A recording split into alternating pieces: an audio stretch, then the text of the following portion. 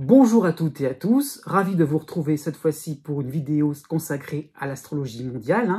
Donc les prévisions mondiales, je précise bien, qui ne sont pas uniquement reliées par rapport à la France, donc du printemps 2023 jusqu'à l'hiver 2024. Pourquoi? Puisque nous sommes maintenant à l'équinoxe de printemps, donc cela correspond donc au début de l'année astrologique, donc rien à voir avec le 1er janvier. L'astrologie se base sur l'équinoxe de printemps, le moment où le soleil passe sur ce qu'on appelle le point vernal, le point de référence, donc le point symbolique, pour tout le zodiaque, donc pour toute l'année en cours, donc jusqu'à la fin du moment où il sera en Poisson en 2024, donc en mars 2024. Donc voilà une tendance globale que je vous propose.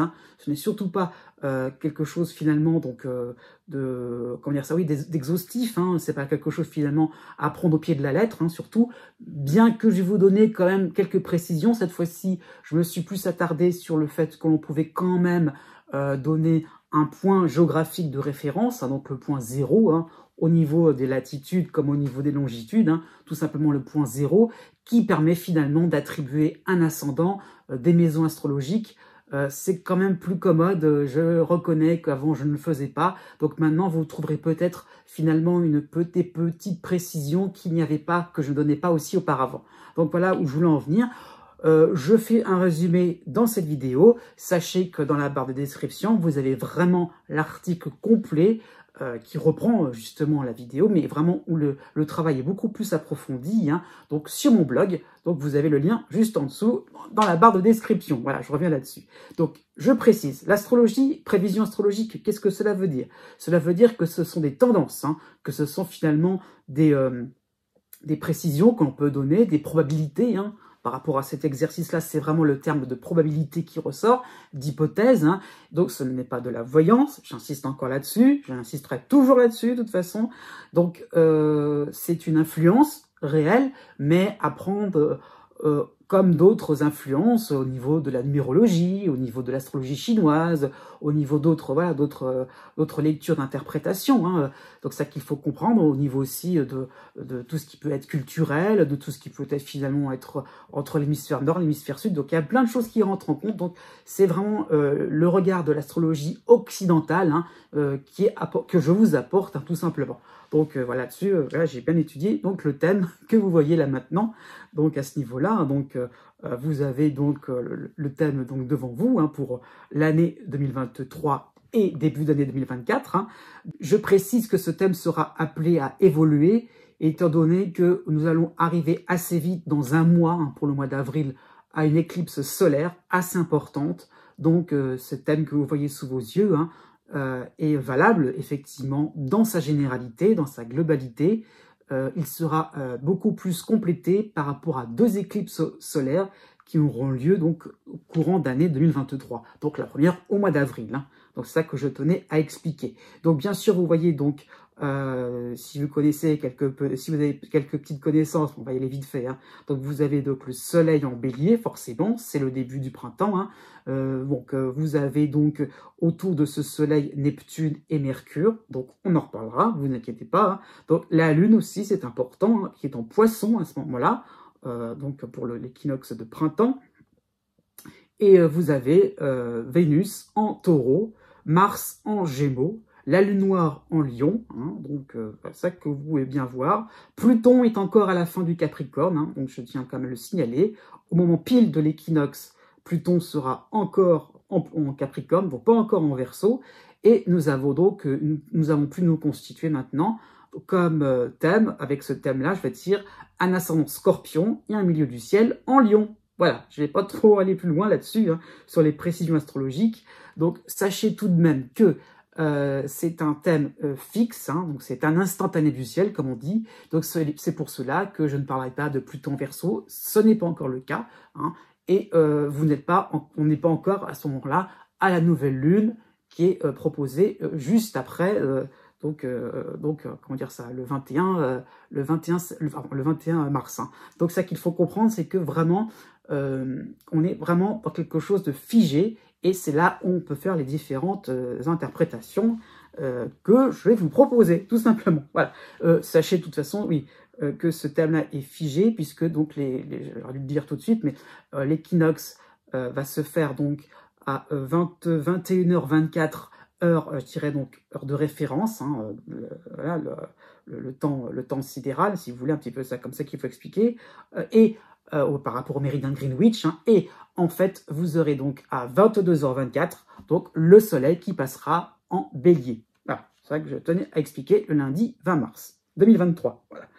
Qu'est-ce qu'il y a d'intéressant globalement à la vue d'œil hein, dans ce thème d'équinoxe, hein, c'est qu'en fait, vous avez la plupart des planètes qui sont regroupées entre le signe des poissons et le signe du taureau, inclus, hein, donc sur 3 signes. Donc tout est vraiment concentré à peu près dans les mêmes domaines de vie, hein, donc 4e, 5e et 6e maison, hein, donc cela part de Saturne en poisson jusqu'à Uranus en taureau. Donc là, vous voyez, je vais vous montrer la carte qui correspond à ça, de cette partie exactement. Donc par rapport à un thème en général, hein, quelle que soit la circonstance, vous avez 4 parties, hein, 4 cadrans en fait. Donc le premier qui va de la maison première, la maison ascendant jusqu'à la maison 3 inclus, et le deuxième justement, maison 4 jusqu'à la maison 6 inclus. Donc, c'est là que ça va nous intéresser, ce deuxième cadran, hein, puisqu'en fait, il concerne beaucoup plus la vie privée. Hein, donc, c'est là la première information à bien comprendre, c'est que les influences vont impacter beaucoup plus notre vie quotidienne, notre vie de tous les jours, encore plus par rapport à la maison 5, donc tout ce qui peut être les divertissements, tout ce qui peut être vraiment le fait de s'amuser, de penser à autre chose aussi, ça faut le voir aussi comme cela. Hein. Donc, des moments aussi, on peut sentir une part de hasard aussi, hein, on va le voir aussi à ce moment-là, une part finalement d'incertitude, hein, mais beaucoup d'éléments vont montrer qu'on peut aussi pallier à cette incertitude. On n'est pas forcément sur un ton assez finalement morose, hein, au contraire, malgré les difficultés, elles sont là, je vous le concède, il n'y a pas de souci à ce niveau-là. Donc on part en fait, surtout par rapport au sens du zodiaque, hein, donc vous voyez donc c'est entouré en violet, hein, donc de Saturne, hein, et la flèche qui se dirige en vert, hein, en direction d'Uranus, qui est entouré en orange, hein, donc Uranus en taureau. Donc on part comme par hasard des 2 planètes qui nous ont bien embêtés en 2022, hein, Uranus et Saturne qui étaient en dissonance l'année dernière. Donc c'est comme si elles tentaient de se réconcilier. Hein. Donc on part de la rationalité par rapport à Saturne vers quelque chose de nouveau. Donc il y a vraiment l'idée de réconcilier un petit peu les choses, hein, donc par rapport à notre quotidien, comment on va essayer dans la vie de tous les jours d'harmoniser un petit peu notre vie et de moins être pris finalement par des complications, des retournements de situation. Comment on va essayer un petit peu finalement de contrôler les choses, hein, c'est plus le côté saturnien qui fait ça, et comment on va pouvoir finalement intégrer le fait que, voilà, ça, je vous l'annonce tout de suite, ça peut être un scoop, comment on va intégrer le fait que finalement on est encore dans des zones de turbulence et qu'on ne maîtrise pas tout non plus dans notre actualité, hein, vraiment, donc ça qu'il faut comprendre. Donc, au moins on a des choses qu'on veut garder. Il y a Vénus qui est importante, hein, j'y reviendrai plus longuement, mais il y a Vénus aussi qui est très importante, surtout en taureau, elle est chez elle, donc il y a vraiment cette idée qu'on ne veut pas du tout rester dans ce climat d'incertitude morose, où on va surtout pas en fait se résigner. Au contraire, c'est une année qui nous montre que malgré les complications au niveau international, au niveau aussi de notre économique, hein, eh bien, on a envie de profiter un peu de cette année. On a envie un petit peu de quelque chose un peu plus festif. Hein. Donc, c'est le côté sympathique. Hein. Je vous avoue qu'il n'y a pas forcément des choses assez réjouissantes voilà, que j'ai annoncées. Mais bon, il y a au moins ça de gagné. Donc, j'ai trouvé que c'était vraiment intéressant de faire le focus sur ce cadran, hein, donc de la maison 4 à la maison 6, qui explique vraiment qu'on est vraiment intéressé par tout ce qui est notre quotidien, notre vie, pourquoi pas familiale aussi. Hein. Il y a la maison 4 hein, qui n'est pas forcément importante, mais elle est impactée quand même. Saturne, c'est important. Donc, il y a ça qu'il faut comprendre, la maison 4, le foyer. On veut revenir sur des choses traditionnelles. Hein. J'avance un petit peu sur le sujet, mais ça qu'il faut comprendre. Hein. Donc, on est vraiment dans une phase, je dirais, par rapport à 2022, hein, on a envie de faire pause un petit peu sur des moments compliqués, des moments où on était un petit peu... alors, je parle sur le niveau international, au niveau mondial. Hein, il n'est pas, je ne parle pas, hein, j'insiste encore là-dessus, ce n'est pas que pour la France hein, ou même l'Europe.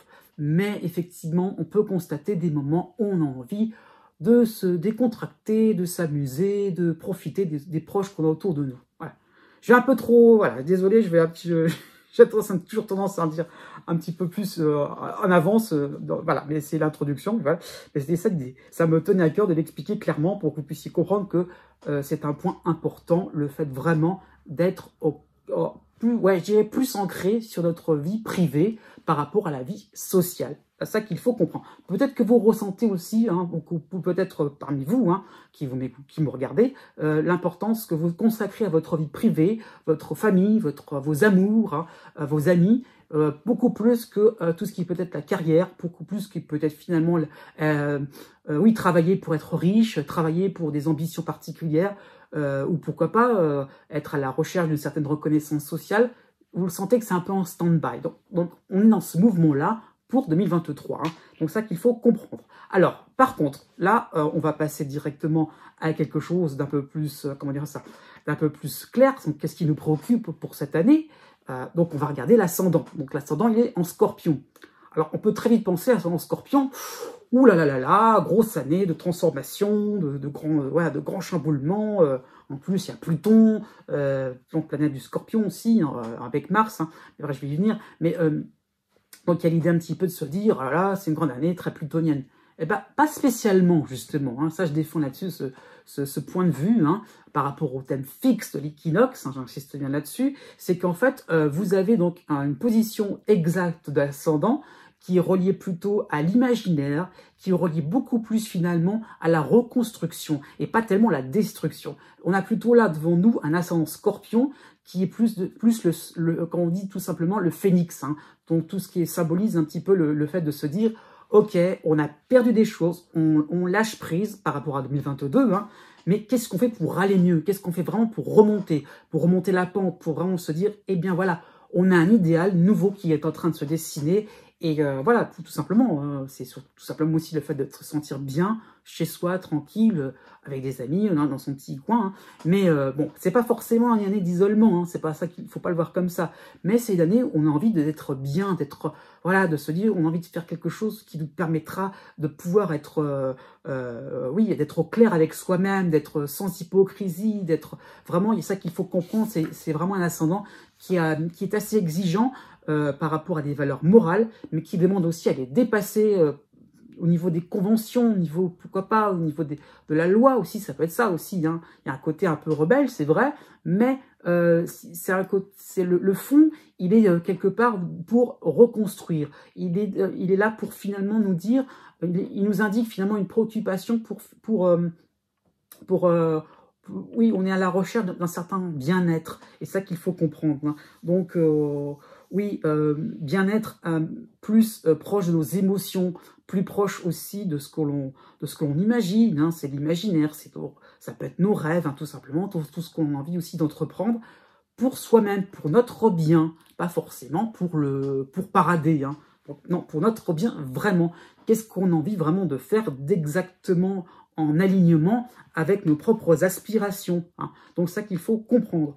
Alors, pour être clair, hein, par rapport aux planètes maîtresses, donc Mars et Pluton, donc du Scorpion, donc nous avons surtout je ne vais pas trop rentrer en détail, ça sera là en descriptif là, sur mon blog, vous aurez vraiment les éclairages précis, mais par rapport à l'ascendant, il y aura donc cette idée donc oui, cette volonté de reconstruction qui sera faite aussi qui sera aussi par rapport à un certain abcès que l'on va vouloir crever. Hein. C'est ça qu'il faut comprendre. C'est sûr qu'on aura vraiment envie donc de chasser nos ennuis, de chasser vraiment, je dirais, tout ce qui peut être finalement limitant pour nous, hein, par rapport à oui, c'est sur beaucoup de sujets, hein, honnêtement, donc c'est un peu, je suis encore vraiment quelque chose de global.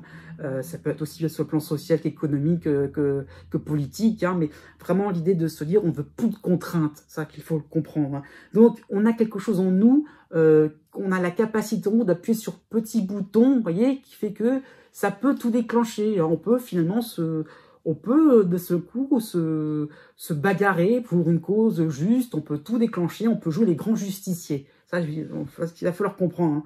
Donc, il y a de ça qu'il faut comprendre, c'est qu'on aura une part de nous qui aura envie un petit peu de remettre certaines vérités voilà, au goût du jour. Hein. Il y aura un petit peu cette idée-là. D'autant plus que par rapport à la position de Pluton, hein, qui est vraiment dans le plus grand secret, qui est vraiment dans le mutisme total. Hein. Donc là, on peut penser finalement que on cherche vraiment à rétablir des vérités pour comprendre finalement ce qui se passe. Pour finalement, voilà, on cherche une explication à tout ce qui nous est arrivé. Hein, et donc, on a vraiment envie finalement de chercher, de trouver, de se lancer et d'oser. Par rapport au Scorpion, on a envie vraiment d'oser quelque chose de nouveau. Donc, c'est notre préoccupation. Ça ne veut pas dire qu'elle va se réaliser, mais au moins, c'est notre attention première. Donc, par rapport aux aspects, hein, donc par rapport aux relations en fonction des autres planètes, donc là, c'est aussi le petit schéma que je vous propose. Hein. Donc, vous avez, alors je précise, tout ce qui peut être les traits rouges sont des traits de tension. Tout ce qui peut être trait bleu, c'est plutôt des traits harmoniques. Et les traits en vert, donc les traits neutres, ou, j'ai bien ou, là c'est pas le cas, en fait, donc des aspects des relations à plus subtils, voilà, des aspects, comme on dit, mineurs. Hein. Donc, d'abord, vous voyez bien l'ascendant que j'ai entouré en jaune, hein, il est en opposition totale avec Uranus. Uranus en taureau, hein, comme j'ai précisé tout à l'heure. Donc, on vous joue les grands justiciers, on vient un petit peu de faire table rase, c'est vrai, on est idéaliste, c'est vrai, mais il y a des risques. Avec Uranus, ah oui, attention, on ne contrôle pas les situations. Il n'y a pas encore vraiment, c'est pour ça que je dis, les incertitudes, on va les sentir encore et encore. Oui, elles sont là. Donc, il y aura des risques collatéraux hein, à jouer un petit peu au grand justicier. Hein. Et cela rappelle un petit peu je vais dire le paradigme, enfin la phrase, un petit peu le proverbe, oui, l'enfer est pavé de bonnes intentions. Je le trouve très adéquat par rapport à cette opposition ascendant Uranus. Hein. Attention à ça, parce que donc Uranus se rapproche de la maison 7, donc attention à ne pas déclencher finalement des réactions encore plus volcaniques, donc c'est peut-être plus sur un plan politique hein, finalement, mais ou pourquoi pas sur le plan social, de notre vie quotidienne aussi, à tenter toujours de recadrer les choses, à vouloir quelque chose de parfait, oui je veux sortir, je veux m'extirper de mon quotidien malheureux, oui, mais attention aussi à ne pas trop radical. Uranus va expliquer un petit peu gentiment son Scorpion. Attention aussi, quand c'est bien gentil, on veut, on peut, mais non, on peut pas toujours. Et il va falloir aussi s'adapter à différentes situations qui font que on n'est pas toujours dans quelque chose finalement de linéaire. Je dirais 2023, un petit peu dans la continuité de 2022, hein, c'est sûr, mais il y aura toujours dans cette continuité-là le fait de se dire qu'il y a des coups de théâtre de possibles. Donc voilà, donc attention à ne pas finalement s'entêter dans vos projets aussi, ça peut être ça, hein, de manière plus personnelle pour vous. Hein. Ne vous entêtez pas trop dans vos projets parce que voilà, il y aura peut-être des changements de programme qui feront que ce qui est valable en début d'année, astrologique, hein, donc peut-être pour le printemps là qui arrive, ne sera plus du tout valable finalement quelques mois après. Bon, pas d'acharnement, pas d'entêtement, surtout pas de prise de bec. Voilà, ça, Uranus vous pousse à ça, un petit peu de faire preuve, un petit peu de tempérance. Hein, c'est ça qu'il faut comprendre. Heureusement, nous avons un aspect vraiment fort, hein, sympathique, donc voyez en bleu, hein, donc on voit l'ascendant qui est relié donc à la Lune en Poisson. Donc c'est plutôt en bas, hein, vous voyez, donc la partie plutôt basse en maison 5, hein, ça peut vous situer. Donc vous avez la Lune, hein, donc heureusement, donc le côté imaginatif, il est là, créatif, oui, il est là. On a envie de refaire quelque chose d'intéressant, on a envie de reconstituer quelque chose d'intéressant dans notre vie. Hein.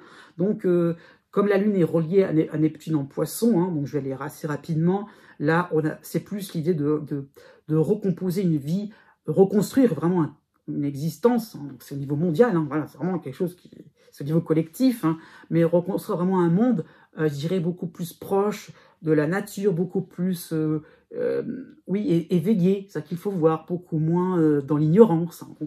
Donc il y a vraiment cette volonté aussi, c'est ça qui pousse, le moteur aussi, qui pousse à reconstruire, à se lancer. Hein. C'est ça qu'il faut comprendre, c'est qu'on a un petit peu cette idée-là de se dire, bon, on a envie d'un petit peu de quelque chose de plus profond, on écoute un peu plus ses intuitions. Hein. Et justement, on peut aussi mettre à plat toute forme de dissimulation. Hein. On peut aussi en fouiner dans les coulisses. Hein.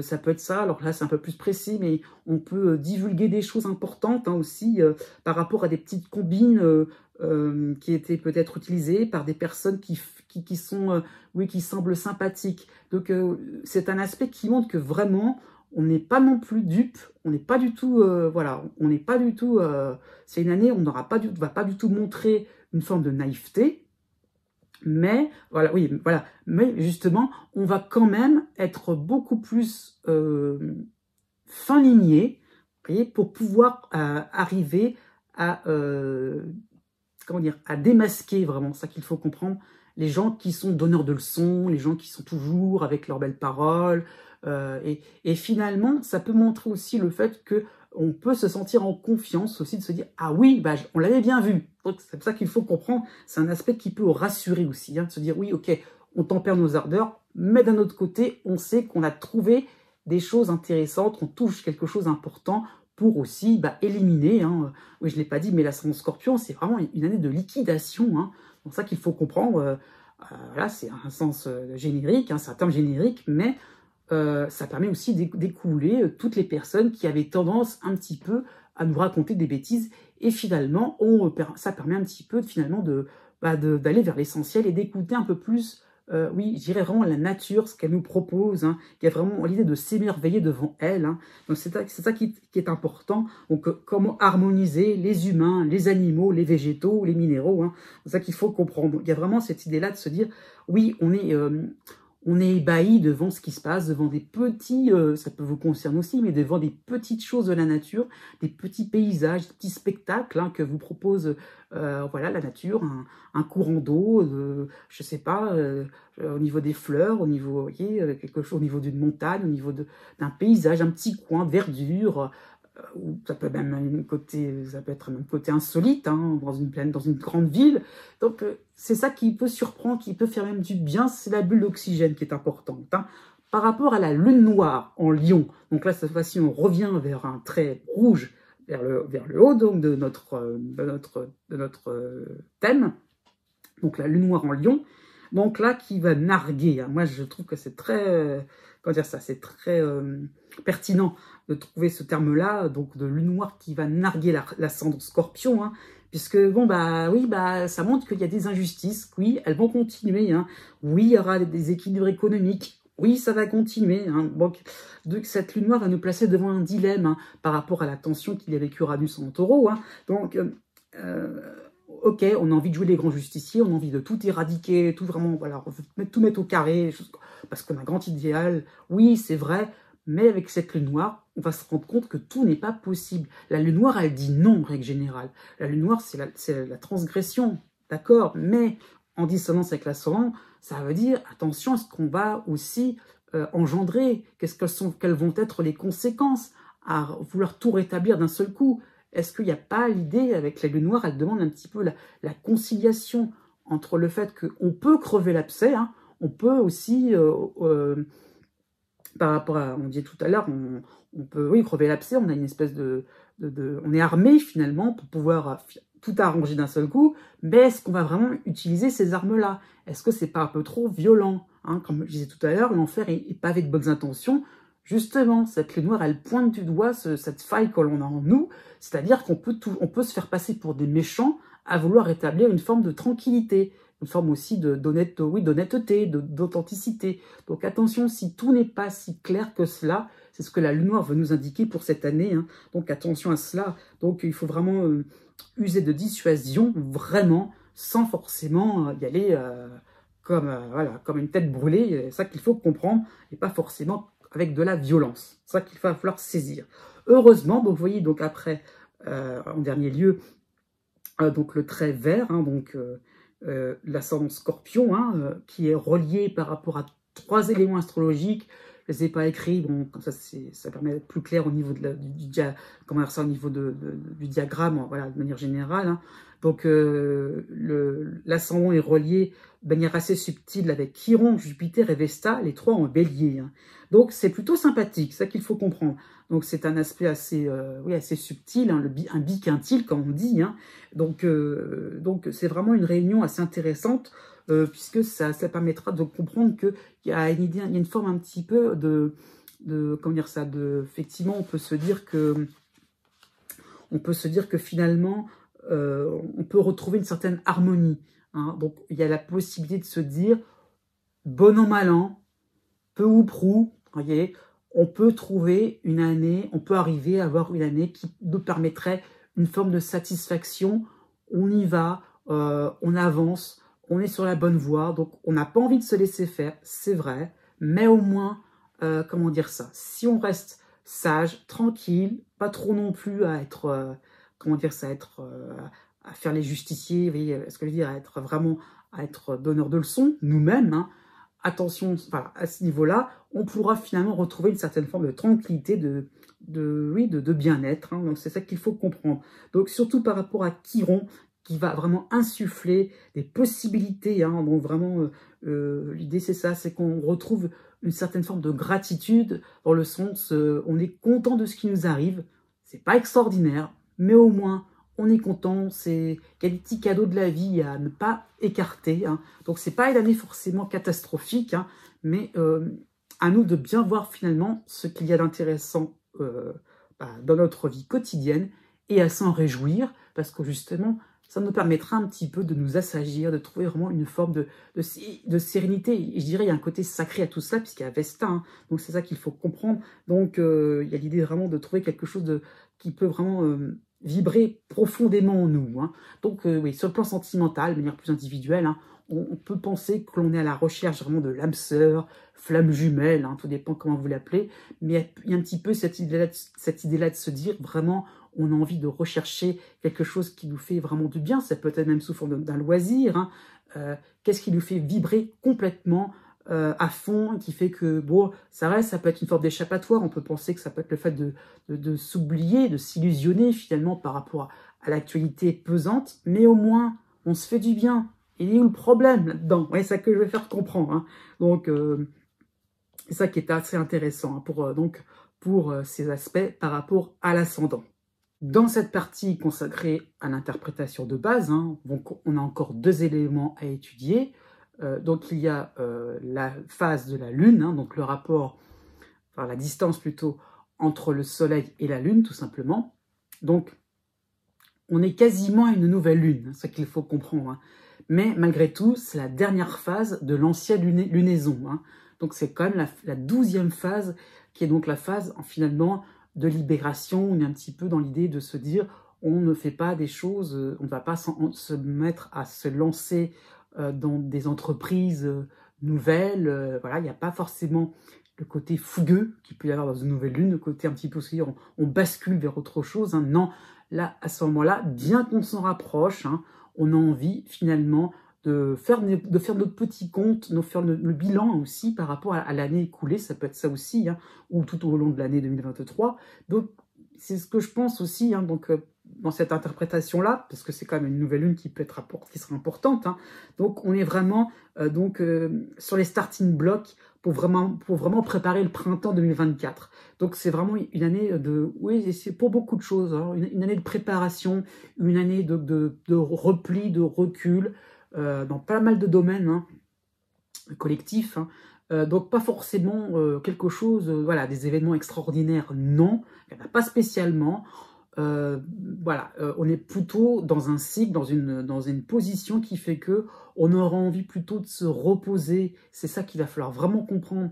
C'est plutôt une année, on a un petit peu envie de se dire, on se décharge de pas mal de complications, de beaucoup de soucis, et on se prépare à 2024 qui sera peut-être beaucoup plus important. Alors, pareil, hein, je l'ai peut-être dit un petit peu avant, mais oui, je l'avais dit, bon, mais ça va être nuancé par rapport à l'éclipse solaire, hein, c'est sûr, qui va arriver au mois prochain, mais quand même, c'est la tendance générale. On veut se dégager de tout problème. On liquide, ça qu'il faut comprendre, ça rejoint l'ascendant Scorpion, on liquide. Hein, donc on prend certaines décisions, mais à la limite, elles vont peut-être pas se faire s'appliquer tout de suite. C'est pas grave. c'est pas grave. On fait quelque chose qui permet d'être en adéquation, en face avec nous-mêmes. C'est ça qu'il va falloir comprendre. Par contre, cette démarche, elle peut passer par rapport à la Lune précisément, Poisson, hein. Ça peut passer un petit peu par des phases un petit peu d'enthousiasme et de déception, hein. Donc on peut aller d'une mauvaise piste à une autre mauvaise piste, hein. Donc le côté intuitif, il est là, c'est sûr, hein, mais il peut passer par des phases où justement on n'est pas sûr effectivement de ce que l'on fait, où l'on va, hein. Et oui, il y a de l'incertitude, mais au moins on apprend et on apprend, on corrige le tir tout doucement pour se préparer au printemps 2024. C'est ça qu'il faut comprendre, hein. Donc aussi, comme dernier élément, on a, qui dit lune, hein, dit aussi les nœuds lunaires, hein. Donc on a un nœud sud en scorpion, qui rejoint l'idée un petit peu de vouloir sortir de nos difficultés, hein. C'est ça qu'il faut comprendre. Donc on veut chasser nos fantômes de l'année dernière, hein. On veut chasser vraiment tout ce qui peut faire du mal en nous. Il y a côté un petit peu, on a envie de sa petite cure de détox, hein, donc ça qu'il faut comprendre. Oui, mais attention, pas trop non plus à se focaliser sur le passé, hein, et plutôt entrevoir que l'année 2023 nous demande finalement de préparer. Donc on ne va pas non plus préparer à partir d'éléments lourds, nauséabonds. Au contraire, on a envie finalement de lâcher tout ça pour aller vers ce nœud nord en taureau, qui est beaucoup plus radieux, qui est beaucoup plus constructif, joyeux, paisible, hein. Et donc là, à ce niveau-là, on peut trouver une forme de refuge assez agréable. Il est en maison 6, donc pour être clair, c'est le quotidien, c'est la vie domestique, c'est les choses toutes simples de la vie. Et effectivement, eh ben oui, voilà, il n'y a pas des choses extraordinaires, mais il nous demande tout simplement de refaire surface avec beaucoup plus de sérénité dans des petites choses simples, sans se préoccuper finalement, est-ce que l'un a plus que l'autre, est-ce que, après tout, s'il y a des inégalités, malheureusement des souffrances, qu'est-ce qu'on peut changer, qu'est-ce qu'on peut faire à l'échelle individuelle? Pas forcément grand-chose, on va s'en rendre compte. Et voilà, ce nœud nous demande tout simplement que si les personnes s'en sortent bien, eh bien qu'elles aillent bien au profit aussi et que ça permette aussi de créer un noyau dur qui puisse aussi aider les autres par la suite. Mais si on est focalisé vraiment sur ce qui va mal tout le temps, ça va faire une boule de neige, ça va aussi déteindre sur les gens aussi qui pourraient profiter. Et donc, voilà, ce nœud nord, il est aussi associé à Vénus, hein, et il nous demande vraiment d'être heureux, de profiter des petits moments de la vie joyeux, hein.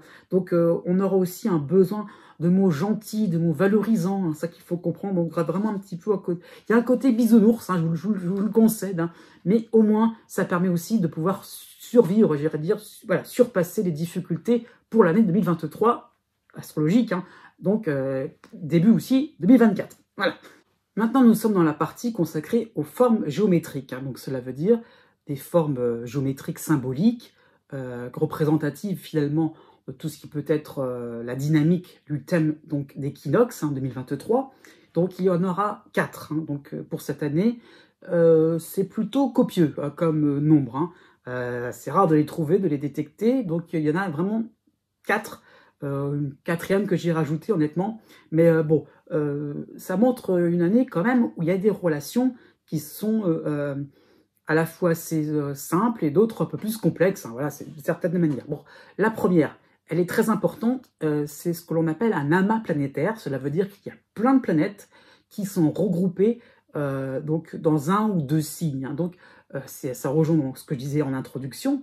Donc là, on va plutôt se focaliser sur la maison 5, parce que, comme par hasard, tout est regroupé dans une même maison astrologique, la 5e maison. Donc, bref, c'est pas le but, ce que je veux dire, c'est pas d'expliquer la 5e maison, mais c'est expliquer que cette superposition est assez remarquable, hein. Donc, vous avez... comment dire, oui, vous avez 7 éléments qui sont regroupés, donc c'est assez important, hein, de manière très très serrée. Donc de la Lune, que vous voyez à 18 degrés en Poisson, hein, donc c'est le point de départ, jusqu'à Vesta, donc à 18 degrés, 18 degrés en Bélier, hein. Donc c'est quasiment l'espace consacré pour un signe du zodiaque, hein, il y a 30 degrés. Donc vraiment, tout est vraiment très très très réduit. Donc surtout que ça concerne la Lune, le Soleil, Mercure, Jupiter, quand même, c'est assez intéressant. Encore plus, je vais le préciser parce que c'est vraiment important quand même, hein, voilà, petite précision, c'est que vous avez la maison 5 qui est donc à 18 degrés en poisson, hein, et le poisson est relié par rapport à Jupiter et Neptune. Comme par hasard, qu'est-ce qu'on retrouve dans cette maison 5? Jupiter et Neptune. Donc, les deux planètes-là sont chez elles, dans leur maison. Donc, c'est vraiment très important, hein. Donc, ces deux planètes-là vont être prédominantes pour cet amas planétaire que je vais expliquer, hein.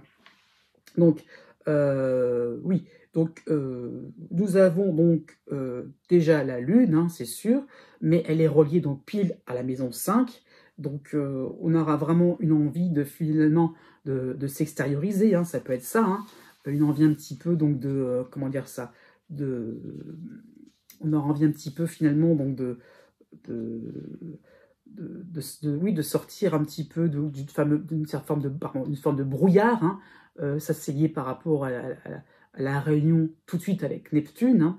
Donc voilà, on est dans la maison 5, on est dans une maison finalement qui symbolise les divertissements, un comportement peut-être enfantin, la relation avec les enfants, d'accord, mais par rapport à notre thème, hein, on a plutôt l'impression, donc sur le plan un peu plus collectif, hein, qu'il s'agit plutôt de cadeaux entre les nations, donc d'une forme de diplomatie, les échanges cordiaux.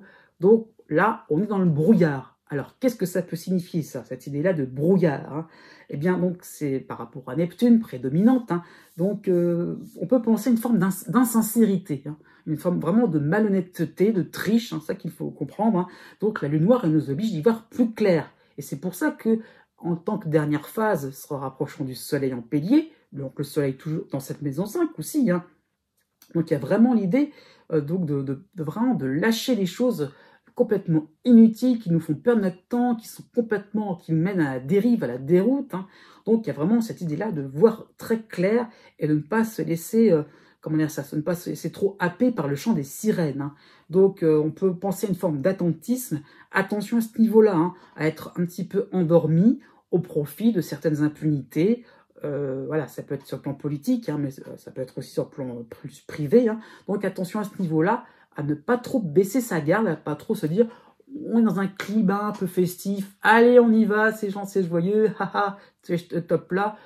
Non, non, non, attention, la lune noire, elle demande un petit peu, pardon, la lune en poisson, elle demande un petit peu plus de sérieux et encore le flair, hein. C'est vraiment important de ne pas non plus se laisser trop envahir aussi par ce qui vient, les apparences, et ne pas trop se laisser impressionner par cela, hein.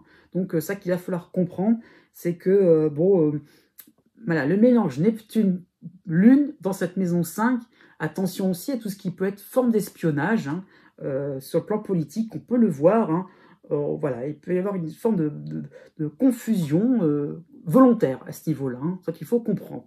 Donc, si on va pousser un peu plus loin, donc vous avez donc le Soleil, Mercure, hein, donc par rapport à cet amas planétaire, donc le Soleil donc à 0 degré du Bélier et Mercure à 3 degrés du Bélier. Donc là, on peut penser que effectivement, Mercure va dépendre donc, du Soleil, hein. Voilà, je vais être direct. Et donc, la parole, tout ce qui peut être lié à Mercure, la parole, la communication, va être finalement unique, comment dire ça, va être finalement régie suivant une seule modalité, hein, qui peut être finalement tout ce qui est officiel, tout ce qui peut être conventionnel, tout ce qui peut être dicté de manière un petit peu autoritaire. Donc, la parole n'est pas tellement libre pour cette année, hein, c'est ça qu'il va falloir comprendre. Même si en maison 5, on a l'apparence que on est cool, on est sympathique, mais je veux dire par rapport à ce qu'on peut entendre au niveau médiatique, au niveau, mais voilà, c'est réduit à des choses très comment dire ça, préparées à l'avance, hein. Il n'y a pas du tout il n'y aura pas vraiment de naturel, il est factice, ce côté naturel décontracté, hein. Donc attention aussi à de belles escroqueries qui pourraient venir vers nous, hein. À nous justement de savoir les détecter, toujours dans cette ambiance de fête, entre guillemets, hein. Donc voilà, attention de voir tout ce qui est gratuit, tout ce qui est cadeau, parce que sur le plan économique, il pourrait y avoir une belle contrepartie. Donc voilà, peut avoir de beaux arnaqueurs en perspective, et bon, ils seront là, eux, bien montrés, bien épinglés. Donc à nous de, voilà, de surtout pas tomber dans le panneau, hein, à ce niveau-là. Si on va un peu plus loin, donc, on a Chiron qui va nous aider à ce niveau-là, hein. On n'est pas complètement dupe, hein. Effectivement, un événement révélateur d'une fameuse sincérité pourrait être même épinglé. Chiron, c'est vraiment le recul. voilà, on se mélange pas, on se mouille pas. Non, non, on reste neutre par rapport à tout ce qu'on nous propose. Non, non, non, voilà, il n'y a pas de souci, quoi. On vit notre vie, quoi. C'est ça qu'il va falloir comprendre. Donc, c'est intéressant, puisqu'il y a Jupiter qui est juste derrière Chiron. Hein. Donc, on peut penser, finalement, que on a envie, finalement, de faire des choses intéressantes, importantes. On n'a pas du tout envie de rester dans ce brouillard. On veut faire des choses qui nous tiennent vraiment à cœur. Hein, c'est ce que j'ai tout à l'heure. Et effectivement... comment dire, ça prend un petit peu des airs de happy end par rapport au fait qu'on a un petit peu côté espionnage, enfin, on cherche, on fouine, mais on va finir par trouver aussi, on va finir par, comment dire ça, par savoir qui on a en face de nous, être un petit peu plus, oui, fidèle à nous-mêmes. On a puisé en nous finalement les ressources nécessaires sans avoir forcément un but, comme ça, sans avoir une base rationnelle, je veux dire, hein. Et on a pu dépasser cela et on a pu aussi démasquer certaines personnes. Donc, je veux dire par là que on va être content de nous-mêmes et peut-être que ça peut être même un collectif qui peut aussi avoir envie de démasquer un peu les gens, d'être un petit peu trop, voilà, qui veut vraiment, qui en aura peut-être un peu ras-le-bol d'être dans quelque chose d'un petit peu trop conventionnel, dicté à l'avance, préparé, dissimulé, hein, bien calculé, et ils auront peut-être envie un petit peu, ce collectif-là, hein, ces gens-là auront peut-être un petit peu envie finalement, bah, avec Jupiter en Bélier, hein, tout simplement, quelque chose d'un peu plus direct, franc, un peu à couper l'herbe sous le pied, avant que on soit un petit peu trop empoisonné, tout simplement. Alors, la deuxième figure que vous allez voir apparaître, hein, donc c'est ce que l'on appelle un cerf-volant. Hein. Cela veut dire tout simplement que vous avez, je l'écris clairement, rapidement, vous avez donc une opposition à gauche, hein, vous voyez, de l'écran, donc entre l'ascendant et Uranus, je l'avais expliqué, hein, mais vous avez en bons aspects, donc là les aspects ils sont en trait bleu, hein, donc en haut vous avez Pallas, l'astéroïde Pallas en Cancer, hein, donc qui relie bien l'ascendant, mais il relie bien aussi la Lune en Poisson, toujours la même, encore en Poisson en bas de l'écran, qui est bien relié aussi à l'ascendant, j'en avais parlé, hein, et donc ces trois éléments-là sont bien reliés entre eux, et ils sont bien reliés aussi à Uranus, enfin, et Pallas et la Lune, en haut et en bas, sont bien reliés avec l'élément qui est à droite, Uranus. Donc tout est bien, tout est, comment dire ça, tout est fluide apparemment, mais il y a l'opposition, encore une fois, de l'ascendant et d'Uranus qui va un petit peu agiter tout ça. Donc ça va répéter un peu ce que j'ai dit au début, donc on va passer assez vite, vous inquiétez pas. Donc là-dessus, voilà. Donc ça qu'il faut comprendre, c'est qu'on est surtout dans une forme de paix intérieure. Hein. On est dans cette recherche-là, hein, donc vraiment de lucidité, de protection aussi, hein, par rapport à Pallas aussi, hein, de faire des choses en bonne et due forme. Il y a un petit peu de se dire, on peut faire quelque chose d'intéressant, qui peut être plus proche de nos idéaux. Hein. Donc Pallas rejoint le Scorpion, l'ascendant Scorpion à ce niveau-là, oui. Hein. Donc oui, la Lune est assez obéissante par rapport à Pallas aussi, c'est ça qu'il faut comprendre. Donc on aura vraiment confiance en tout ce qui peut être la technique, le numérique, voire la robotique, hein, avec une forme d'innocence. Hein. Pour ça, je parle un petit peu de paix intérieure. L'idée de se dire, c'est comme ça, c'est bien, ça nous fait du bien, pourquoi pas. Un petit peu d'inventivité, pourquoi pas, c'est sympathique. Hein. L'inventivité aussi, c'est lié par rapport à du fait que la Lune et Pallas soient reliées à Uranus. Donc l'inventivité aussi, c'est le fait d'innover, voilà, de changer quelque chose, de nous bousculer dans nos habitudes, et c'est là où ça peut coincer. Donc attention à ce niveau-là, de ne pas aller trop loin à ce niveau-là. Hein. Donc pourquoi? Parce que peut-être qu'on peut être très influencé, très, comment dire ça, très emballé, hein, voilà, très, comment dire ça, un peu excité à ce niveau-là, par rapport à une nouveauté qui pourrait arriver, pourquoi pas dans une domaine de la technologie, de grand luxe, hein, ça peut être ça, on peut peut-être passer par la robotique, passer par la technologie pour se débarrasser de certaines tâches quotidiennes contraignantes, hein, c'est peut-être ça qu'il faut comprendre, donc on peut peut-être gagner du temps, donc ça peut attirer beaucoup de gens à ce niveau-là, mais à qui, alors j'aime bien, ça peut être cette expression-là, à qui profite le crime? Attention, est-ce que cette nouvelle source de technologie peut être emparée par une volonté politique? À ce niveau-là, la question est posée. Hein.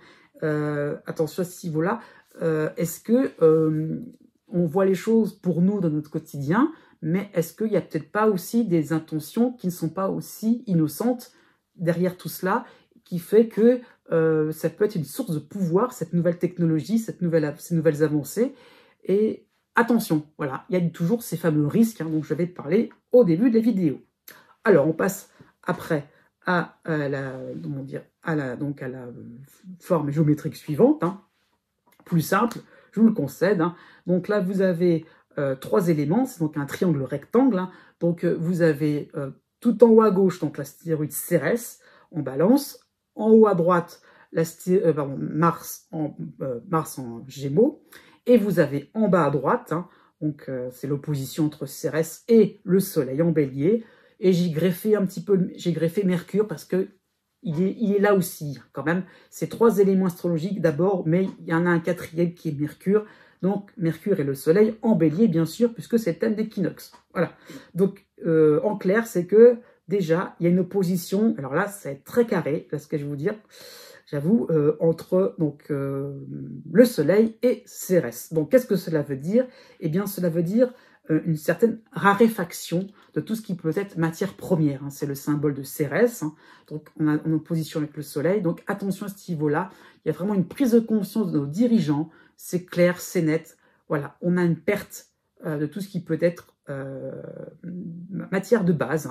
Donc c'est pas forcément agriculture, ça va l'être forcément, mais ça peut être tout ce qui peut être comment dire ça, lié à des ressources, quelles qu'elles soient. Ça peut être finalement du pétrole, ça peut être, je ne sais pas, ça peut être pas mal de choses, de l'uranium, ça peut être pas mal de choses, pour être plus clair, mais ça peut être du gaz, ça peut être plein de choses, mais on est en pénurie. Il y a vraiment cette idée-là de prise de conscience. Je ne dis pas que c'est pire, mais il y a la prise de conscience de pénurie sur le plan mondial. Pour ça, je dis que c'est pas rien quand même comme élément important. Donc, Cérès va recommander une forme de frugalité. Attention à tout ce que l'on faisait de manière voilà, un petit peu évidente. Alors là, c'est le Soleil. Donc, c'est plus consacré à des personnes qui avaient tendance à vivre, voilà, qui avaient qui vivaient avec comment dire ça, qui avaient les moyens, voilà, qui avaient un train de vie assez important, assez imposant. Là, Cérès demande un petit peu plus de restrictions à ce niveau-là. Donc, ça n'a pas forcément visé les gens qui déjà se serrent la ceinture, mais plutôt les gens qui sont à l'aise en ce moment. Ces gens-là à l'aise vont l'être beaucoup moins pour 2023-2024. Donc par rapport à l'opposition de Mercure opposée à Cérès, ça va faire certainement un beau retentissement médiatique à ce niveau-là. Donc un sujet économique d'approvisionnement qui sera vraiment bien mis en épingle, bien discuté à ce niveau-là. Donc vraiment, on va être un peu embarrassé. Mais pourquoi on va en arriver là? Eh bien, c'est Mars qui va répondre à la question. Mars en maison 8, j'insiste là-dessus, sur cette maison 8, puisqu'en fait, c'est comme si, en fait, on avait accumulé plein de choses. Alors pourquoi c'est contradictoire? Puisque d'un seul coup, on parle de pénurie, de raréfaction, mais on a accumulation de l'autre. Eh bien, c'est là où il y a la tension créée par ce triangle rectangle, donc voilà, donc qui est vraiment focus sur Mars. Eh bien oui, on a volontairement stocké. Et il n'y a pas d'écoulement. Maison 8, on garde et c'est comme si c'est pas emprisonné, mais c'est caché finalement. Voilà, et on ne veut pas admettre que finalement, volontairement, on s'est trouvé soi-même dans cette situation. Enfin, excusez-moi, c'est pas vous et moi, mais au niveau des États, au niveau voilà, gouvernemental, puisque c'est le Soleil dont je parle. Soleil et Mars en plus. Donc là, ça peut être l'armée, ça peut être aussi ça qu'il faut comprendre. C'est vraiment des volontés, vraiment au niveau collectif, d'avoir voulu finalement voilà, boycotter. On y vient peut-être. Ça peut clairement parler aussi au niveau donc, du conflit en Europe de l'Est, c'est clair et net. Et donc, c'est bien gentil, on a voulu boycotter, et maintenant on se retrouve coincé. Donc la question va se poser, est-ce que continue toujours les boycotts? Parce que au niveau climatique, au niveau naturellement, les ressources se tarissent de plus en plus. Donc, est-ce qu'on va toujours être là à refuser pour une idéologie, ça rejoint l'ascendant Scorpion, toujours dire on veut mieux, on veut sortir un petit peu de l'hypocrisie, d'accord, mais par pragmatisme, est-ce qu'on va pas être obligé finalement de desserrer un petit peu, voilà, desserrer un petit peu le goulot, j'ai envie de dire, pour que ça puisse voilà, pour que les matières premières puissent un petit peu s'écouler plus naturellement et qu'on puisse revivre un petit peu plus dignement Et là, la question va vraiment être posée par rapport à ce triangle rectangle. Donc, vraiment une tension assez forte au niveau politique, hein, au niveau aussi économique. Hein.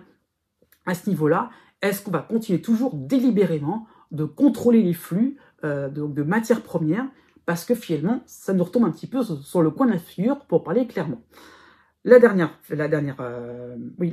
forme géométrique que j'ai rajoutée, donc c'est un triangle quelconque. C'est-à-dire que c'est un triangle que l'on a plus ou moins, que l'on peut observer, qui n'est pas forcément, qui est interprétable, qui est discutable, hein, c'est vrai, mais donc on a en bas donc de votre écran Pluton en Capricorne, fin de Capricorne, et vous avez en relation vert, hein, donc en neutre, position neutre, hein, donc les deux planètes signeurs, avec Mars toujours en Gémeaux, ça n'a pas changé depuis tout à l'heure.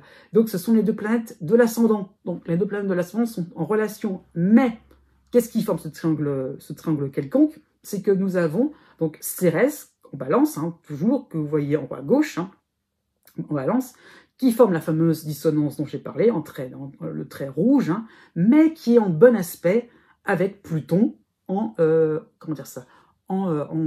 fin Capricorne. Donc, tout cela pour expliquer que ces deux planètes-là, à la base, ouais, voilà, elles ne se calculaient pas, quoi, elles s'ignoraient, hein, Pluton et Mars, mais Cérès, astéroïde Cérès, va un petit peu corser les choses, c'est ça qu'il va falloir comprendre. Hein. Donc, on a toujours donc cette distance par rapport à Cérès et Mars, donc qui crée donc ce déséquilibre entre les productions de matières premières, un entêtement un petit peu de boycott, on y est hein, par rapport à ça, hein, mais on peut comprendre que par rapport à cette harmonie entre Pluton et Cérès, il y a un petit peu l'idée de se dire, mais bon, ça montre vraiment l'entêtement un peu, un petit peu obtus, hein. Il y a quelque chose vraiment qui fait qu'on s'entête un peu bêtement à ce niveau-là. Hein. Donc, par rapport à Pluton, ça peut signaler que au niveau boursier, au niveau économique, au sens plus général, sans parler vraiment au niveau agriculture, hein, voilà, ça peut avoir des conséquences par rapport à la fabrication, voilà, de produits de consommation. Parce que si on manque de matières premières, c'est pas seulement pour manger, pour boire, pour se loger, des choses brutes, voilà, des choses vraiment simples de la vie, mais Pluton insiste sur le fait qu'on va avoir du mal aussi au niveau industriel, au niveau aussi de la bourse, au niveau de plein de choses, à pouvoir fonctionner correctement, parce que si on n'a pas l'essentiel pour fabriquer ne serait-ce qu'un téléphone ou plein de choses, ou voilà, un stylo, une machine à laver, je ne sais pas, ou ça peut être voilà, ça peut être plein de mal de choses, ça peut être des fenêtres, des pierres, des matériaux de construction. S'il n'y a pas ça, ben, comment on fait? Donc c'est pour ça que voilà, on insiste vraiment sur l'idée de chercher vraiment une entente, de chercher un juste milieu et peut-être de revenir sur nos décisions de 2022. Donc ça qu'il faut comprendre. Donc effectivement, Pluton, il est silencieux, il complote un petit peu dans son coin, c'est vrai, mais voilà, attention à ne pas trop s'acharner à ce niveau-là, hein, et peut-être laisser les choses se faire. C'est pas plus mal, ça permet aussi au moins de retrouver une forme de dignité, j'insiste bien là-dessus. Donc ça qu'il va falloir comprendre. Donc par rapport à Cérès en balance et Pluton Capricorne, donc deux signes qui demandent quand même une forme d'indulgence, une forme un peu plus de largesse aussi à ce niveau-là. Hein. Donc voilà, on ne fait pas les choses bêtement. Voilà, c'est comme relié à Saturne, c'est là où je veux en venir. Donc attention à ce niveau-là de ne pas trop non plus s'entêter, se quereller. Et finalement, c'est le peuple qui vont subir les conséquences. C'est ça que je voulais en revenir. Voilà. Donc voilà, c'était la fin sur les formes géométriques. J'ai donc par la suite divisé en 4 sections les influences plus précises. Hein. Donc là, il y aura maintenant un condensé direct, donc plutôt par thème, hein. Donc c'est plutôt thématique, mais je les ai plutôt nommés comme ça, par rapport aux 4 éléments, hein, tout simplement, qu'on peut rencontrer en astrologie ou ailleurs, hein, dans le tarot par exemple. Donc tout ce qui peut être le feu, tout ce qui peut être la terre, l'air et l'eau, pour finir. Donc vraiment, je pars un petit peu du général, de quelque chose de très sérieux, je dirais, pour aller vers quelque chose de beaucoup plus intime, donc le domaine de l'eau. Donc déjà, le feu, voilà, tout ce qui peut être relié à l'élément feu. Qu'est-ce que ça veut dire concrètement? Tout ce qui peut être politique, les armées, les relations internationales, le côté législatif, sur le plan mondial, les cérémonies, les sports, hein. Bon, l'année prochaine, ce sera les Jeux Olympiques, par exemple. Ça peut être ça l'idée. Vous voyez, tout ce qui peut être vraiment officiel, tout ce qui peut vraiment être... On peut parader aussi, on peut montrer les gros bras. Hein. Ça peut être ça par rapport à l'élément feu. Donc, qu'est-ce qui fait la fierté d'une nation par rapport à une autre? Au contraire, elles sont fédératrices. Oui, c'est ça un petit peu l'idée. Alors, qu'est-ce qui peut arriver? Donc, oui, je vais quand même dire, ma base d'interprétation, c'est plutôt la maison 9, Soleil, Mars, Uranus, Neptune et Jupiter. Voilà. Moi, ça permet d'être plus clair par rapport à mes interprétations. Donc, déjà, oui, on peut penser à, vraiment pour cette année 2023-2024, hein, hiver 2024, donc une surexposition des chefs d'État, vraiment très médiatisée, on les voit partout. Alors, ce n'est pas que pour la France, hein, j'insiste bien. Ça peut être pour la Russie, ça peut être pour les États-Unis, ça peut être pour la Chine, vous voyez ce que je veux dire. Les grosses têtes, les grosses... voilà. Ça va pas non plus être quelque chose de... Comment dire ça, qui sera fait à moitié, hein. On va bien les voir, c'est vraiment l'idée de surexposition médiatique, quelque chose de vraiment théâtral. Ça peut carrément être un mythique en leur gloire. Voilà, quel que soit le camp, il n'y a pas forcément, l'astrologie ne va pas prendre parti, hein, mais il y a l'idée un petit peu de se montrer, d'être là, de dire, voilà, hein, je suis là, je suis le président ou la présidente, hein, homme ou femme, on s'en fiche, hein, et vous voyez, je suis le chef ou la chef. Vous voyez, ça peut être ça qui va faire comprendre. Donc, il y a vraiment une fierté qui sera montrée par rapport aux élites. Voilà. Bon, voilà, il y a Mars, hein, entre la position de Mars et la distance avec Neptune, on va y venir largement, les conflits internationaux vont continuer, c'est ça qu'il va falloir comprendre. Hein. La menace, la tension, hein, elles seront toujours présentes, mais ça va baisser en fréquence, c'est ça qu'il va falloir comprendre. Hein. Donc, ouf, d'un certain côté, mais au niveau de l'interprétation, si on se base uniquement sur l'Europe de l'Est, ça va être bien, mais attention, on peut voir pour cette année qui vient, là, un nouveau conflit, c'est tout à fait possible, un nouveau conflit. Alors, par rapport à ce que j'avais dit auparavant, hein, on ne sort pas les armes, c'est pas forcément une guerre. Hein. Voilà, si je pèse bien les mots, c'est pas forcément une guerre, mais un nouveau conflit international peut arriver. D'où l'importance de tout ce qui peut être diplomatie de la maison 5, hein, dont je parlais juste avant, de la diplomatie, des échanges cordiaux.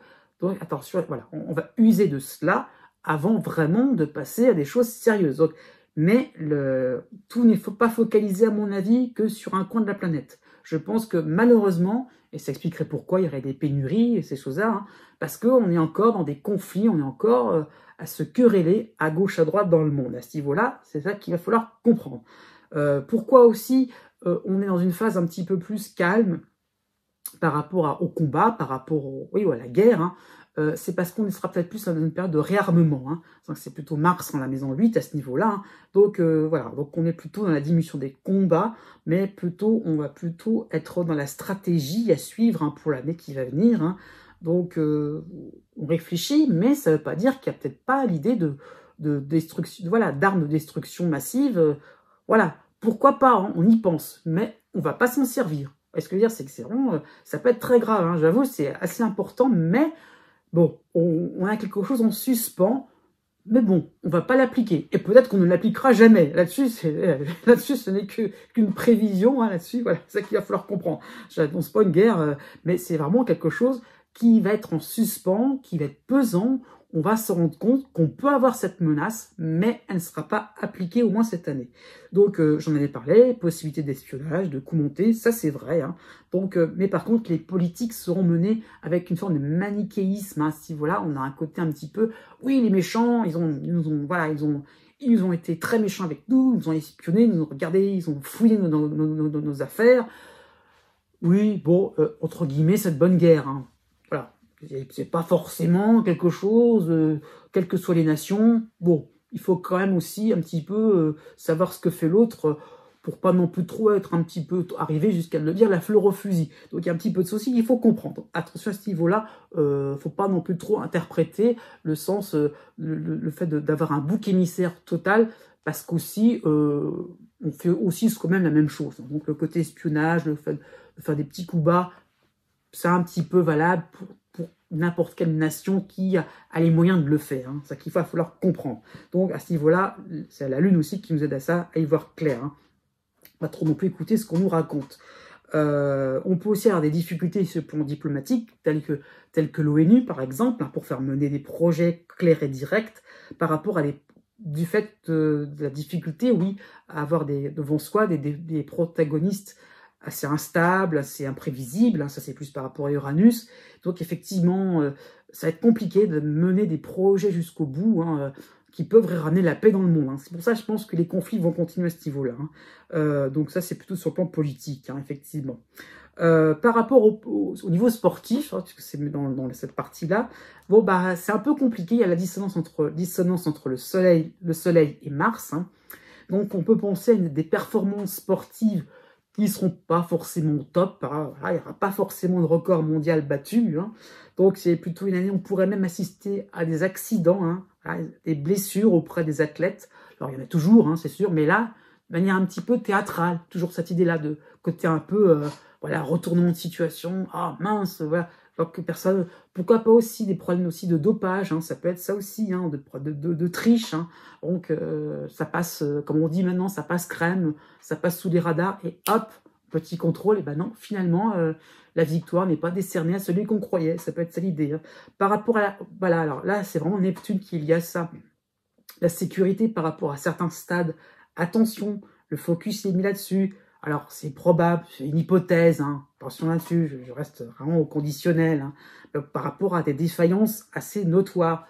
Donc, surveillance ou pas. Vous voyez ce que je veux dire, c'est vraiment l'idée un petit peu de fait qui pourrait être gâché par rapport à des installations qui ne seraient pas si fiables que cela. Donc, ça reste vraiment une petite prévision sans forcément grande envergure, mais on ne sait jamais.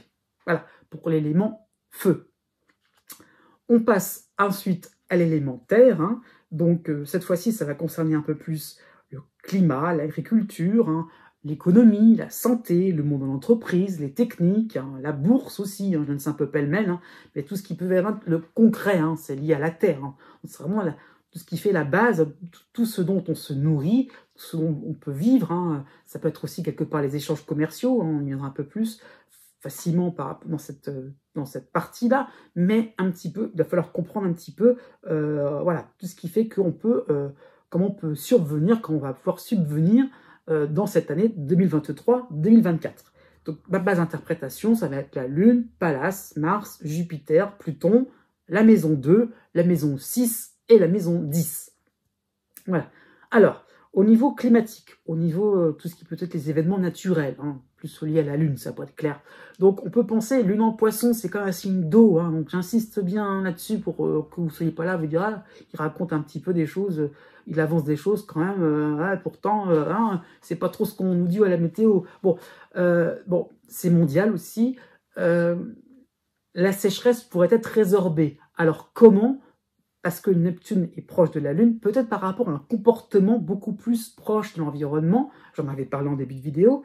Donc, on est plus proche finalement donc de, comment dire ça, de tout ce qui peut être de la rareté de l'eau, hein. Donc, on va faire attention, tout simplement. Le comportement va être beaucoup plus responsable par rapport au fait d'utiliser l'eau. L'eau potable aussi, le traitement de l'eau potable, ça va être un sujet vraiment important. Aussi, Lune en Poisson, Neptune en Poisson, vraiment un focus qui va être mis sur tout ce qui peut être les mers, les océans, hein. Donc l'eau à ce niveau-là, pas forcément les petites rivières, mais plutôt les océans. C'est ça qui va vraiment préoccuper pendant cette année astrologique, hein. Donc voilà, donc on s'intéresse à la pureté de cette eau, hein. Donc il faut leur comprendre, hein, comment elle fonctionne, la faune et la flore qui y vit, hein. Les poissons, tout simplement, tout ce qui peut être, je sais pas moi, les anémones, ces choses-là, hein, les coraux, hein. Ouais, donc toutes ces choses-là, ça va être important. On va essayer de préserver parce qu'on voit que c'est en train un petit peu de se dégrader. Donc ça va être des sources de préoccupation. Donc on fait attention à notre eau, hein. C'est ça qu'il va falloir comprendre. Donc la sécheresse peut être résorbée, malheureusement aussi par d'autres aspects, par rapport à des problèmes voilà, climatiques, hein, c'est sûr, de type pluie diluvienne, raz-de-marée, typhon, hein. C'est possible, encore une fois, ce n'est qu'une hypothèse, hein, elle peut être contrecarrée, mais il y a un petit peu l'idée de se dire que on est une bonne pluie, assez forte, assez importante, assez dense, irrégulière, hein. On peut finalement plus être en période de sécheresse. Donc, c'est pas forcément une bonne nouvelle que j'annonce, mais bon, au moins, on va peut-être pas arrêter de dire que les nappes phréatiques sont vraiment en deçà des seuils. Non, c'est pas trop le cas. Voilà, c'est une tendance, hein, c'est quand même général. Sur le plan un peu plus économique, on peut penser que chaque nation, chaque État va vraiment miser sur les exportations. Toujours pareil, la représentativité, c'est important. Donc aussi, on peut, par rapport aussi à la maison 2, hein, oui, la maison 2, oui, qui est en Sagittaire. Hein. Donc c'est vraiment l'idée de se dire, on est tourné vers les autres, l'international, et on gagne de l'argent de cette manière-là. Vraiment, oui, le commerce est important. Et, point important aussi, le tourisme.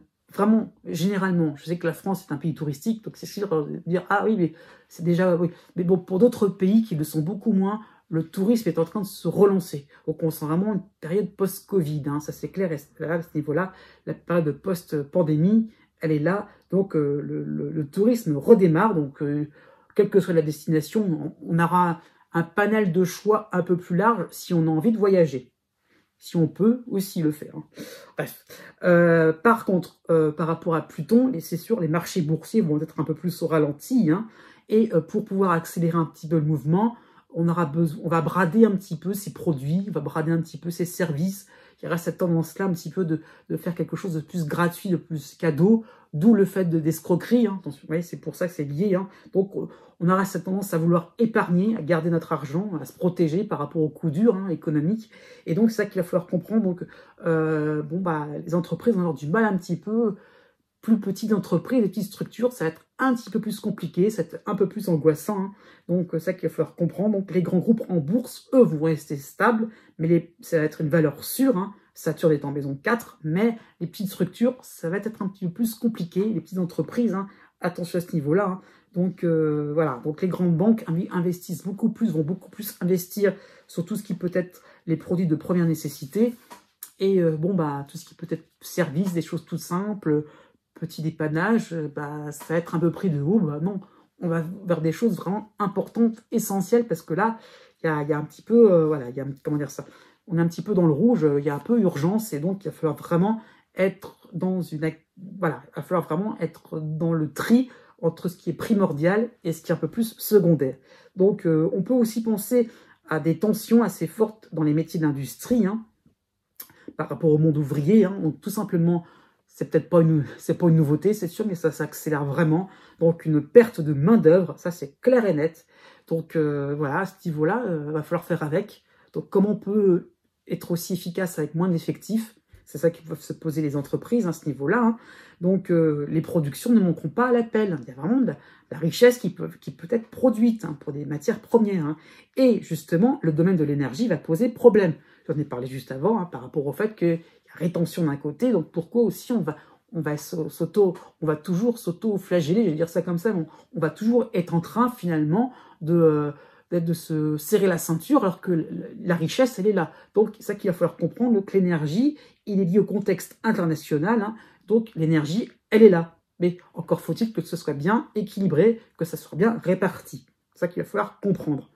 Dans la partie santé, dans l'élémentaire, hein, toujours, nous avons en fait clairement, là c'est plus la maison 12 hein, qui l'indique, vraiment le désintérêt pour les questions sanitaires. C'était très présent en 2021, quand j'avais fait la vidéo d'Equinox 2021. Là c'est clair et net qu'on aura vraiment envie d'occulter la pandémie, je dirais, de 2020. Hein. Ça c'est clair. Donc les recherches pharmaceutiques vont ralentir. Certains vont être contents là-dessus, de cette nouvelle-là quand même. Hein. Donc par rapport à cette question-là, on va un petit peu se dire que ça rapporte moins, il faut être clair, il ne faut pas non plus trop prendre les laboratoires pour des enfants de cœur, c'est vrai, d'accord, mais au moins les recherches, les recherches vont être un petit peu moins axées là-dessus, là. On va revenir sur sur des choses plus simples, hein. Donc on va peut-être regrouper les données aussi, hein. On va peut-être aussi être là dans l'idée de se dire par rapport à la pandémie, on va plutôt être un petit peu en train de se dire, on va recalculer les choses parce qu'on a un petit peu l'entièreté de toutes les données qui ont été données au niveau... Et donc, ça peut vouloir dire qu'on pourra peut-être créer par la suite tranquillement un remède, un vaccin, n'importe quoi, mais quelque chose qui sera moins problématique, moins polémique. C'est là où je veux en revenir. Hein. Donc, peut-être que ça sera moins... En tout cas, il y aura beaucoup, beaucoup moins... Alors ça, je suis beaucoup plus catégorique. Il y aura beaucoup moins d'injonctions à se vacciner, à se faire traiter. Voilà, à ce niveau-là, j'avoue, c'est la santé, hein. Mais quand même, ça peut être clair qu'on a envie de passer à autre chose, on n'aura pas du tout envie de s'amuser à se faire une sixième rappel de dose. Je pense que c'est pas ça du tout qui préoccupe le monde en général, la population mondiale en ce moment. Voilà, c'est ça qu'il va falloir comprendre. Voilà pour la partie Terre. Les éléments qui vont concerner cette année 2023 astrologique, hein, donc pour l'équinoxe 2023 de printemps. Donc maintenant pour l'élément air. Alors, à quoi ça correspond? L'air, c'est la communication, donc c'est plutôt la société, les valeurs morales, hein, le monde médiatique et journalistique. Ça peut être l'éducation, ça peut être les transports, ça peut être les sciences, hein, donc ça peut être la justice internationale. Hein, donc un peu cette idée-là, les rapports entre les uns et les autres. Hein, donc c'est très éthéré, hein, ça qu'il va falloir comprendre. C'est le côté intellectuel aussi, hein, de notre existence. Hein, c'est important, les idées, comment ça se discute, comment ça germe, comment ça évolue, comment ça disparaît. Hein, c'est ça qu'il va falloir comprendre. Alors, ma base d'interprétation, c'est simple, c'est Mercure, c'est Cérès, c'est Pallas, c'est Saturne, pour le côté scientifique, la maison 3, la maison 7 et la maison 11. Hein. La maison 11 qui est assez importante, je trouve, pour cette année. Alors oui, pour commencer, un point assez important que j'ai épinglé, le monde artistique, oui, et certains influenceurs dans le domaine de l'Internet, hein, ça peut être ça, pas forcément artistes, hein, mais ça peut être des experts quelconques.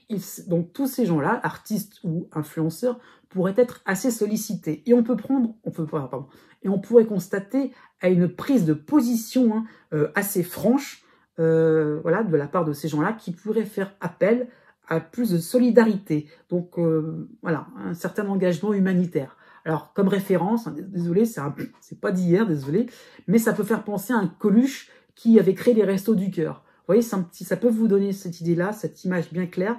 Ça peut être ça, un nouveau Coluche qui pourrait recréer des Restos du Cœur, qui pourrait vraiment s'engager, prendre la parole et faire des choses, ou comme Daniel Balavoine. Alors, je sais, on n'est plus dans les années 80, justement, c'est ça qui pourrait créer la surprise, c'est de voir des artistes s'engager pour des choses assez importantes. Et j'avoue, c'est la maison 11 qu'il y a cela aussi, hein, qui est très importante. Donc, maison 11, c'est la maison de la solidarité, ce qui peut être vraiment les échanges internationaux, mais échanges d'idées, là, pour le coup. Donc là, il y a vraiment l'idée de se dire, on n'est pas tout seul, on va se... Voilà. Je disais tout à l'heure, il y en a un peu bisounours, mais c'est vrai, on va vraiment se serrer les coudes, on est les uns avec les autres, on va arrêter de chercher les polémiques. Il y a vraiment ça qu'il va falloir comprendre. Hein. Donc, justement, on va se serrer les coudes par rapport aussi à une forme de rétention d'informations. C'est ça qu'il va falloir être c'est clair là-dessus, hein, par rapport à la maison 3. Donc, comment dire ça, il y aura peut-être pour des intérêts politiques, il y aurait peut-être donc des déformations d'informations, c'est ça qu'il va falloir comprendre, une déformation médiatique. À l'inverse, je dirais qu'on est quand même, on va être un peu plus intelligent. Tout ce qui est de l'ordre des fake news pourrait être bien épinglé, bien chassé, bien épuré à ce niveau-là. Hein. Donc nos opinions vont vraiment se forger sur des éléments beaucoup plus tangibles. Donc moins d'informations, mais des informations beaucoup plus solides, beaucoup plus des bases vraiment importantes pour se faire une idée. Donc le monde journalistique va être un petit peu mis à mal, c'est vrai, mais ça sera beaucoup plus condensé, beaucoup plus, comment dire ça, oui, ou non médiatique aussi, hein. Voilà, ça peut par rapport à des divertissements, je ne sais pas, ou des magazines, au moins on va prendre des choses vraiment essentielles, claires, et peut-être qu'aussi on va un petit peu se détacher de cette propension toujours à vouloir tout savoir, tout sur tout, un petit peu vivre notre vie aussi, j'en parlerai plus tard aussi, mais notre vie quotidienne va être vraiment importante, et ce que fait Pierre-Paul Jacques, on s'en fiche pas mal au bout d'un moment. Hein. Donc ça peut être ça qu'il va falloir comprendre, moins de ragots, moins de rumeurs, ça peut être une année où on a envie un petit peu de choses simples, importantes, ce que je dis était vraiment assez hard, hein, faut quand même le comprendre, donc on n'a pas forcément envie de s'attarder sur trop de futilité, donc c'est ça qu'il va falloir comprendre. Donc les rapports humains vont être teintés de courtoisie, hein, ça c'est clair, en vouloir donc pacifier l'ambiance au quotidien. Donc ça j'ai dit, ce serait l'écoute, c'est par rapport à Vénus en maison 6, oui.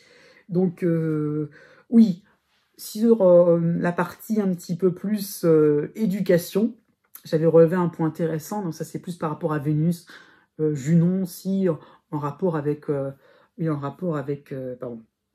avec Cérès, qui est lié aussi à l'éducation. Cérès en balance, hein. Donc c'est très vénusien, c'est très vraiment là, pour quelque chose de beaucoup plus sympathique, ludique, hein. Donc l'éducation, bah voilà, ça peut être, je me lance, hein, une hypothèse assez intéressante, mais des efforts gratifiants au niveau pédagogique, hein. Donc c'est vraiment ça, ça va te payer, le fait d'essayer d'attirer les jeunes, attirer les adolescents vers tout ce qui peut être le domaine éducatif, l'apprentissage, hein. Donc on va pouvoir avoir des jeunes un peu plus motivés pour apprendre, pour vraiment s'instruire. Il y a vraiment l'idée de trouver quelque chose de ludique qui permettrait donc d'intéresser, donc d'attiser la curiosité de nos petites têtes blondes, hein. Pas forcément les bas âges, hein, c'est plutôt l'équivalent pour nous de lycée, collège, hein, et donc vraiment de les intéresser à différentes matières. Ça peut être, comme tout est relié beaucoup à la maison, ça peut être à la maison neuve, donc beaucoup ça peut être les langues, hein, donc peut-être un regain pour les langues étrangères, ça peut être ça aussi surtout, hein, ou la philosophie, hein. Donc on peut-être qu'on pourra parler de cela aussi, hein, je me lance, hein, c'est une hypothèse, et on ne sait jamais, c'est probable, un regain d'intérêt pour tout ce qui est philosophie, langues étrangères, pour pouvoir se forger une idée vraiment bien précise pour préparer l'avenir et par rapport à ce qu'on a vu, par rapport à ce qu'on voit encore dans les conflits, dans les difficultés au niveau économique. Donc il y aura peut-être cette envie finalement de réfléchir par nous-mêmes. Donc c'est peut-être ça ce qui va traverser l'esprit de certains jeunes, hein, peut-être pas tous, c'est mondial aussi, mais l'idée est là. Alors, je pense que par rapport à cette lune aussi en poisson, le côté intuitif, le côté à repérer ce qui va, les escroqueries, ces choses-là, ça va être vraiment important à avoir son propre libre arbitre, son propre discernement. Ça va mettre quelque chose de très important et ça peut aussi même d'éteindre, je dirais, dans le monde adulte, hein. Donc c'est ça qui va vraiment être important pour tout ce qui est élément air. Dernière partie, pour tout ce qui concerne les influences allant vers l'élément eau, hein. Donc on est vraiment dans la sphère un peu plus privée, mais bon, c'est pas forcément privé dans le sens vie privée, voilà, c'est la famille, c'est sûr, ça concerne ça, c'est sûr, les liens affectifs, les amours, c'est vrai, hein, mais ça peut être les moments de foule, tout ce qui peut être un peu plus philosophique, spirituel, hein, ça peut concerner les modes, les arts, hein, ça peut concerner aussi l'immobilier, hein, puisque donc ma base, bah oui, forcément, ça va être la maison 4, hein, c'est ça qu'il va falloir comprendre, la maison 5, la maison 12, bon, la maison 5, on en a pas mal parlé, hein, je pense qu'on va pas trop y revenir, mais en clair, ça peut être, par rapport à cette année, ça sera surtout Vénus, la Lune et Mercure. C'est pas tellement original, mais bon, ces planètes-là sont vraiment importantes pour cette année. Donc, et sympathiques. Alors, pourquoi voilà, on va pas s'en priver. Voilà. Donc, oui, on aura vraiment, alors ça c'est clair, vraiment assez clair, une envie de se rassembler, une envie de se profiter de petits moments sympathiques de la vie quotidienne, donc en groupe, entre amis, hein, en famille, hein. Donc on a envie de sortir. Là, je pense que c'est lié par rapport aux questions sanitaires dont il était question les années précédentes. Donc il y a vraiment une envie donc de se retrouver entre proches, hein, vraiment de se réunir, de plus du tout être dans son coin. Ah, je parlais de groupe pour l'équinoxe de 2021. C'est vrai qu'il y a des groupes un petit peu, c'était un petit peu, ça divisait en deux finalement, ceux qui avaient leur passe sanitaire, ceux qui n'avaient pas leur passe sanitaire. C'était un peu dans cet ordre-là, les personnes qu'on isolait, qui étaient en isolement, et donc les autres qui pouvaient en profiter, tout ce qui pouvait être, voilà, on faisait du tri dans les activités qu'on pouvait dont on pouvait jouir, je disais, voilà, tout ce qui était essentiel, non essentiel. Il y a un petit peu de ça. Bon, c'est fini. Là, c'est pour montrer que c'est clairement c'est fini. Il y a un côté beaucoup plus décontracté par rapport à cette année-là. Et vraiment, cette année, on est beaucoup plus dans la réunion, le fait de se fédérer, parce que c'est pas évident. Voilà. Et le contexte n'est pas évident. Donc, on va arrêter un petit peu de se quereller pour des broutilles. Il y aura des envies, pourquoi pas, de rencontres amoureuses, hein, on est vraiment dans le domaine vénusien, hein, mais en présentiel. Là, je parlais un petit peu de baisse de régime par rapport au monde médiatique, journalistique. Ça peut être pareil pour tout ce qui peut être les réunions à distance, hein, tout ce qui peut être via l'Internet, hein, ça peut être ça aussi qu'il va falloir comprendre, tout ce qui peut être en ligne, tout ce qui peut être ces choses-là, les réunions comme ça virtuelles. Ça tend un petit peu à se tasser. Ça va exister toujours, mais ça tend un peu à se tasser. Si encore plus, c'est dans le domaine affectif. On a envie de rencontrer l'autre vraiment en chair et en os, et puis trop vraiment d'être là, avoir une photo, quelque chose d'un petit peu. Alors, pourquoi pas par rapport aux technologies, ça peut être le fait qu'on peut tellement falsifier les choses, le côté un peu espionnage, enfin pas espionnage, mais à modifier la réalité, modifier là, le côté virtuel. On a envie de voir par ses propres yeux, donc de se réunir à l'ancienne. Et pourquoi pas, finalement, il y aura vraiment besoin d'avoir des gens présents l'un envers l'autre. Hein. Et donc, la présence, ça va vraiment être important. Et devant un écran, c'est un peu compliqué. Donc, c'est ça qu'il va falloir comprendre. Oui, par rapport à Saturne, l'importance va être vraiment donnée aux anciens, avec un grand A, les aînés. C'est très important. Ça peut être très, voilà, très, alors ça, très bateau d'un coup, mais oui, on aura envie un petit peu d'écouter un petit peu les vieilles histoires, remonter à l'origine, pourquoi pas d'un projet, d'une histoire qui nous avait intéressé. Hein. Donc on revient aux racines, aux ressources. Oui, ça peut être ça qu'il va falloir comprendre. On va vers quelque chose de plus classique, de plus authentique. Hein. Ça peut être par rapport à des effets de mode, hein. Mais on recherche vraiment quelque chose qui permet de savoir où on en est. Bon, par rapport à nos difficultés, nos hésitations du moment, hein, eh bien en fait, on va vouloir revenir sur le passé, peut-être plus glorieux, peut-être plus joyeux, plus réconfortant. Hein. Et donc, qu'est-ce qui fait que, d'où le fait qu'on épargne aussi, hein, on veut garder peut-être des objets qui nous tiennent à cœur au niveau sentimental, ça peut être ça l'idée, on a peut-être une tendance, pas une forme de nostalgie, mais une forme de conservatisme, de faire, non pas dans le sens économique, mais de garder des choses si précieuses, voilà, il y a quelque chose de vraiment de sentimental là-dedans. Hein. Donc ça peut être aussi des restaurations sur le plan de l'immobilier, sur le plan peut-être des restaurations sur le plan culturel, hein, c'est ça qu'il va falloir comprendre, mais au détriment de construction neuve. Donc on aura peut-être une baisse au niveau des chantiers à ce niveau-là, par rapport au fait qu'on va vouloir plutôt sauvegarder ce qui existe déjà, parce que c'était beau, et pourquoi enlever un certain cachet, alors que c'était déjà, peut-être que, voilà, on avait peut-être envie finalement, auparavant, donc de modernité, de faire table rase. Eh bien non, justement, on a envie de conserver les choses et de les transformer, d'où l'ascendant Scorpion, et de remettre les choses, de redonner une deuxième jeunesse, de refaire quelque chose de beaucoup plus intéressant, et voilà, et de redonner de nouveaux souffles. Hein. Donc c'est aussi valable pour pas mal d'objets, ça, la tendance elle est déjà là, elle va vraiment se confirmer, mais peut-être de remonter à l'origine. Hein. C'est comme si on se renseignait pourquoi ça s'est usé, pourquoi ça s'est... Et voilà, il y a vraiment l'intérêt pour réparer des objets, réparer des maisons, c'est pour ça qu'il va falloir comprendre. Bon, par rapport à la maison 5, je ne vais pas trop y revenir, mais les arts, c'est vrai, sont très privilégiés. Une année vraiment où on va vraiment avoir plaisir à s'intéresser, enfin avoir plaisir à écouter, voilà, à aller sur des spectacles d'humoristes, d'acteurs aussi, tout ce qui est le domaine cinématographique va être très important pour cette année. Hein. Peut-être parce qu'il y aura un gros budget pour cela, mais moi je pense aussi que tout ce qui est le domaine de l'évasion, pourquoi pas bon, tout ce qui est spectacle, voilà, tout ce qui peut être vraiment l'idée de oui, danse, ballet, hein, je veux dire, ça peut être ça l'idée, ballet, concert, c'est plus musical, c'est vrai, mais bon, tout ce qui rentre de l'ordre de tout ce qui peut nous émerveiller, nous faire passer du bon moment. Voilà, le monde du spectacle est vraiment à l'honneur pour cette année. Hein. Par rapport aux tendances d'éco, hein, voilà, je me lance un petit peu. Bon, ben, on se rapproche plus de tout ce qui peut être écologique, c'est vrai. On en revient un petit peu d'une petite fantaisie. Hein. Le côté éco-responsable, bon, responsable, d'accord, mais on en revient un petit peu plus de légèreté à ce niveau-là. Donc, on peut penser à allier un petit peu l'esthétique avec justement l'environnement. Hein. Donc, comment se faire du bien au quotidien pour l'interrogation. Et là, je vais quelque chose d'un peu plus important. Un attrait vraiment, mais j'avais déjà dit, un attrait pour les objets high-tech, hein, haute technologie, vraiment ce qui pourrait simplifier notre quotidien. Hein. Donc, des effets marketing par rapport aux grands groupes, voilà, je ne vais pas les nommer, qui vont très bien fonctionner, les gens vraiment s'agrouper, s'agglutiner pour avoir vite le dernier modèle. Hein. Donc ça va vraiment être un effet de foule, de masse assez important.